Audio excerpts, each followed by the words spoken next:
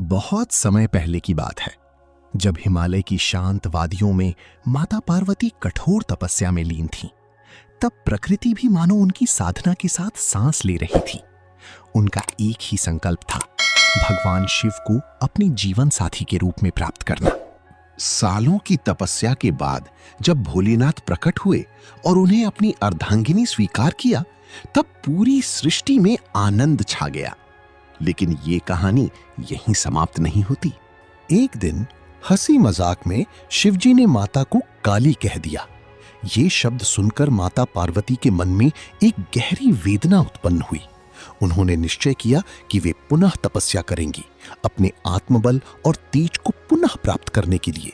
वो सब कुछ छोड़कर फिर एक बार घने जंगलों की ओर ले गईं। उसी जंगल में रहता था एक भयानक शेर, एक ऐसा शिकारी जिससे पूरा वन कांपता था। उसकी आंखों में केवल भूख और क्रोध था।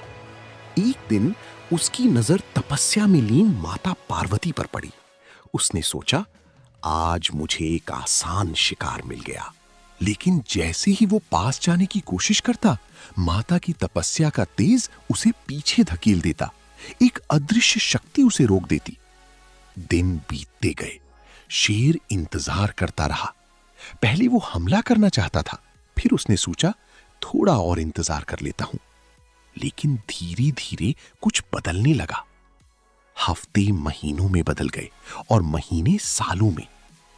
अब वो शेर हमला नहीं करता था, वो बस दूर बैठकर माता को देखता रहता।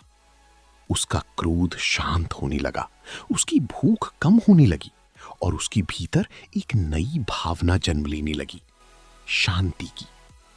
एक भयानक शिकारी अब मौन साधक बन चुका था। इधर माता पार्वती की तपस्या पूरी हुई। भगवान शिव फिर प्रकट हुए और बोले, देवी, मैं तुम्हारी तपस्या से अत्यंत प्रसन्न हूं। मांगो, क्या चाहती हो? माता ने कहा, हे प्रभु, मुझे मेरा पूर्व स्वरूप और तेज वापस चाहिए। शिव जी ने तथास्तु कहा और उसी क्षण एक दिव्य प्रकाश फैला। माता जब पास की नदी में स्नान करने गईं, तो उनके शरीर से एक अद्भुत ऊर्जा अलग हुई। वो शक्ति एक नए रूप में प्रकट हुई, जिसे संसार ने देवी कौशिकी के रूप में जाना। अब माता पार्वती फिर से अपने उज्जवल स्वरूप में थीं। उन्हें अब मां गौरा कहा जाने लगा। जब वे वापस लौटी तो उनकी नजर उसी शेर पर पड़ी। वो अब पहले जैसा नहीं था। न उसमें क्रोध था, न भूख। वो शांत बैठा था, सिर झुकाए, जैसे वर्षों से किसी दिव्य क्षण की प्रतीक्षा कर रहा हो। माता पार्वती ने उसकी आंखों में देखा और एक ही पल में सब समझ गईं। उन्होंने महसूस किया, जिस तरह मैंने तपस्या की है, उसी तरह इस शेर ने भी अपने स्वभाव को जीतने की तपस्या की है। भगवान शिव मुस्कुराए। उन्होंने कहा, देवी, तुम्हारी करुणा ही तुम्हारी सबसे बड़ी शक्ति है। और फिर उन्होंने आशीर्वाद दिया, तथास्तु। उसी क्षण वातावरण दिव्य प्रकाश से भर गया। वो साधारण शेर एक दिव्य रूप में परिवर्तित हो गया। अब वो केवल एक पशु नहीं था, वो शक्ति, साहस और भक्ति का प्रतीक बन चुका था। माता पार्वती उसके पास आईं और पहली बार शेर ने अपने भीतर एक गहरी शांति महसूस की।